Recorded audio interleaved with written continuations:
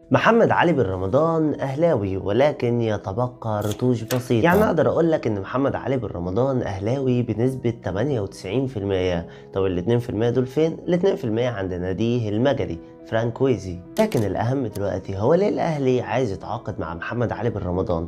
هقول لك كلمتين فنيين، ولكن في جزء فني كبير هنركنه في فيديو لوحده.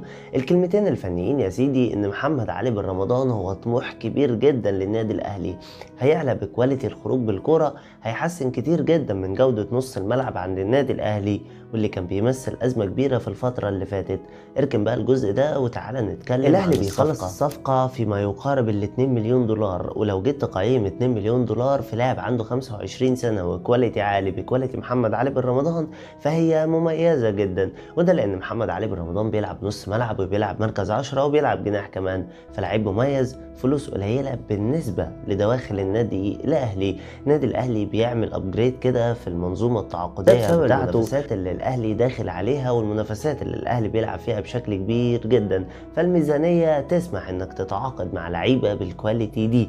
ففي الحقيقة كده محمد علي بن رمضان أهلاوي باعتراف الصحافة المصرية واعتراف الصحافة التونسية. كل البرامج التونسية امبارح اتكلمت عن قصة محمد علي بن رمضان، واتكلمت ان الاهلي خلاص خلص الصفقة بشكل شبه رسمي. وبس يا سيدي، شوفوا وشكم في فيديو جديد. سلام.